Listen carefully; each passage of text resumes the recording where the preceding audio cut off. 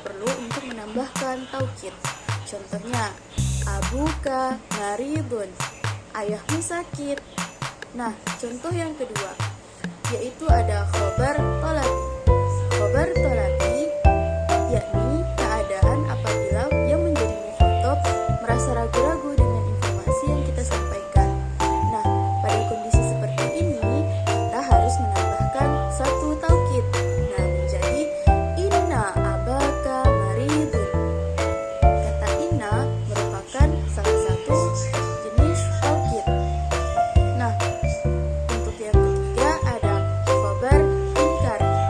Khobar inkari yakni apabila yang menjadi mukhatab merasa ingkar atau merasa ragu-ragu dengan informasi yang disampaikan oleh mutakalim.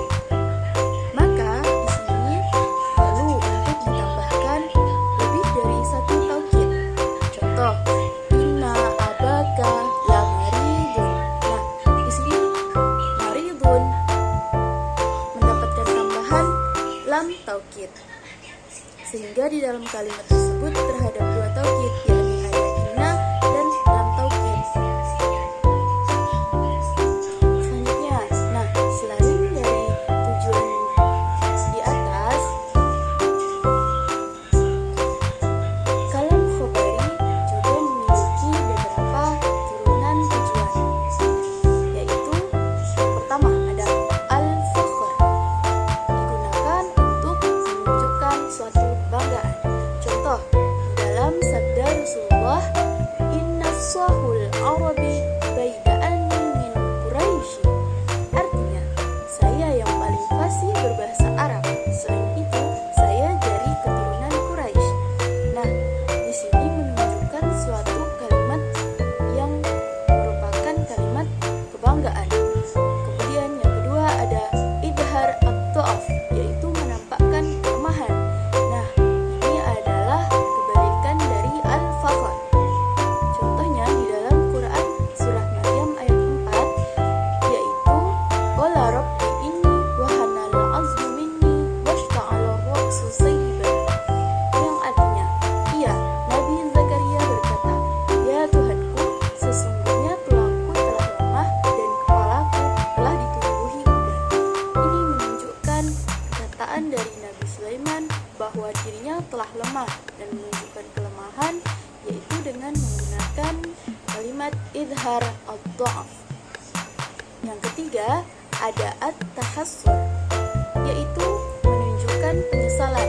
Contohnya, falamma wadu'atha qalat rabbi inni wada'tuha unsa.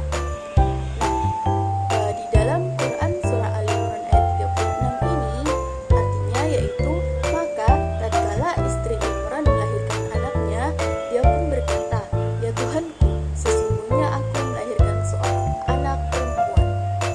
Nah, di sini menunjukkan bahwa di dalam ayat tersebut ada kalimat penyesalan menggunakan at-tahassur. Kemudian yang ketiga ada al-istirham. Al-istirham yaitu menyampaikan berita untuk memohon kasih sayang dan belas kasihan. Contohnya, innahu inni fakirun ila afwillahi wa ghufrah, yaitu artinya, saya sangat mengharapkan ampunan dan maghfirah dari Allah. Sekarang kita akan membahas tentang kalam insya'i. Apa itu kalam insya'i? Kalam insya'i adalah kalimat yang tidak mengandung atau yang tidak bisa disifati dengan benar atau tidak benar, karena hanya berkaitan dengan terjadinya suatu perbuatan atau tidak terjadinya perbuatan tersebut. Nah, contohnya ada macam-macam kalam insya, yaitu insya tolabi dan insya ghair tolabi. Mari kita bahas kedua jenis kalam insya tersebut. Kemudian contoh dari kalam insya'i, yang pertama ada amar, yaitu kalimat perintah. Kalimat perintah atau yang pertama bisa adalah fi'il amar. Contohnya, rujuk.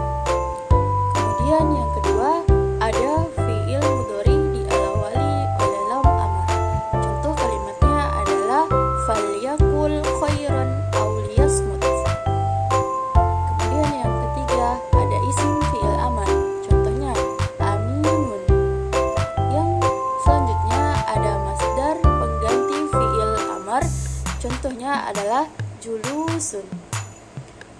Yang kedua ada an-nahyu. An-nahyu yaitu larangan. Contohnya ada la ya'kul qa'iman.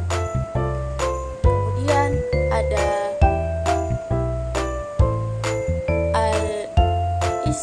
al-istifham, yaitu kalimat pernyataan. Nah, contohnya adalah ma hadza, man yasumul an, atau kaifa haluka. Nah, kemudian selanjutnya ada at-tamanni, yaitu mengharap sesuatu yang sulit terjadi. Contohnya ada al-alaita syababa ya'udu yawma, atau fakhbiruhu bima fa'alal masyibu. Kemudian yang kedua, yang selanjutnya terakhir yaitu an-nida, yaitu kalimat panggilan. Contoh, ya Muhammadun atau ayyuhan nasu. Nah, untuk yang selanjutnya kita akan membahas tentang kalam insya'i ghair talami. Yang pertama ada at-ta'ajub, yaitu kagum atau heran. Kalimat ini digunakan untuk menunjukkan suatu kekaguman atau keheranan. Contohnya adalah ma ajmalas sama. Yang kedua al-qasam, yaitu sumpah. Contohnya wallahi, billahi, tallahi. Nah, itu merupakan kalimat sumpah. Ada wawu sumpah, ba qasam, dan juga qasam. Nah, kemudian yang ketiga ada at-taraji, yaitu mengharap sesuatu yang mungkin terjadi. Contohnya wa asa an takrahu syai'an wa huwa khairul lakum. Yang terakhir ada fil al-madi dan azam, yaitu ada pertanyaan dan zam.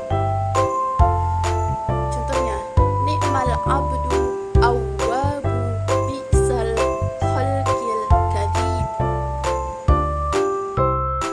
Nah, itulah tadi yang dapat kita bahas pada video kali ini.